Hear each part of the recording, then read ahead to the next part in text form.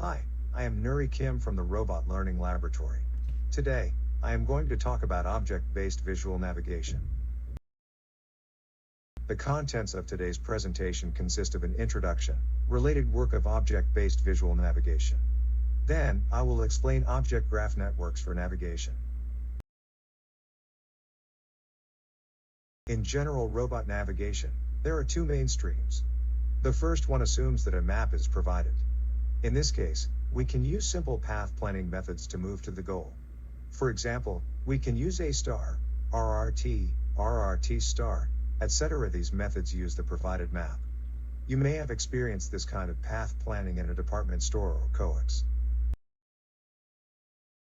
However, constructing an exact map is not always possible.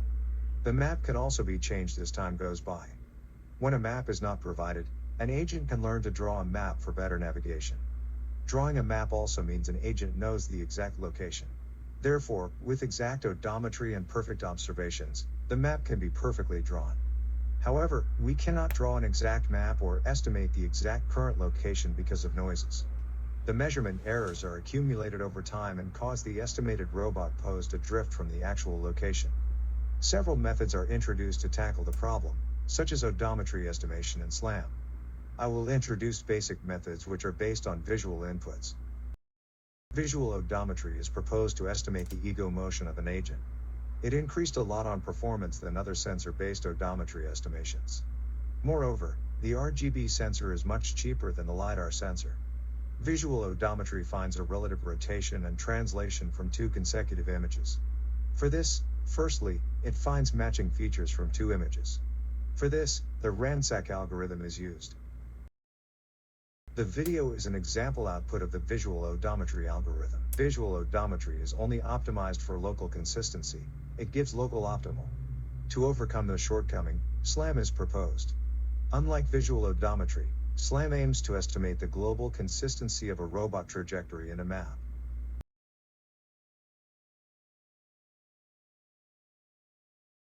There are many algorithms based on SLAM.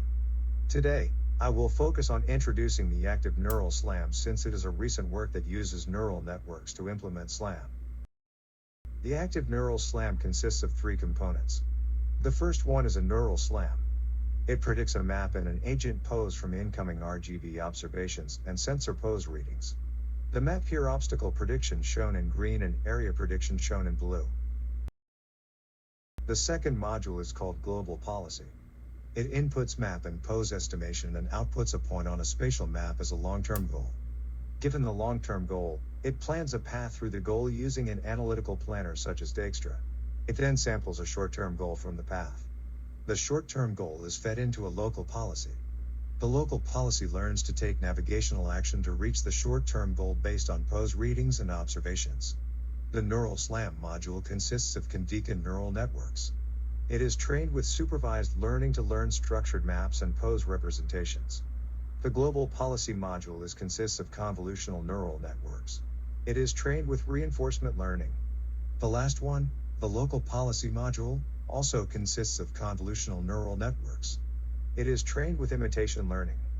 The output of the active neural SLAM is as follows. You can see that the predicted map and pose are pretty similar to the ground truth. Now, I'm going to introduce object-based navigation in indoor scenes. When navigating in a room, the importance of the image parts is different. For example, when an agent observes a landmark, such as a unique art piece, it is more critical than other parts of the image. However, state-of-the-art methods usually encode the whole image as an input. To utilize the object information, we introduce an object-based network structure. Using object input, we construct object configurations that encode relationships with surrounding objects by graph neural networks. The main advantage of object graph networks is that the same object can be expressed differently in an encoding space. An agent can distinguish different objects with similar visual features, such as a cup in a kitchen for drinking and a cup in a bathroom for toothbrushing. We tackle a path-following problem. The path-following problem assumes that the demonstration images are provided. Since there are actuation noises and there can be environmental changes, it is a challenging problem. The overall structure of our object-based graph memory networks is as follows. It consists of two main modules. First, the memory formulation part that encodes the demonstration path. Then, an agent finds a way to the destination based on the path memory. Here are details about memory formation. Using the RGB observation, we find objects using a detector. Then, the objects are used to construct an object graph memory. The objects are the nodes of the graph, and the nodes are connected with edges. The edges are updated to connect all the objects between the two frames. After constructing the object graph, we encode memory with graph convolution. Since the edge weights are trainable in our networks, the features of surrounding objects are weighted summed according to the strength of the learned edge weight. Additionally, our graph convolution networks have a multi-range structure.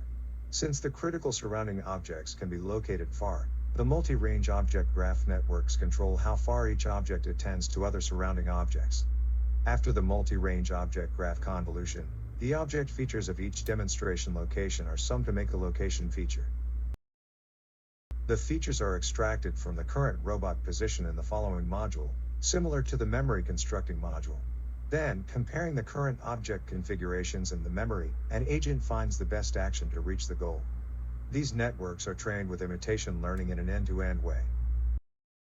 We use the habitat simulator for all experiments.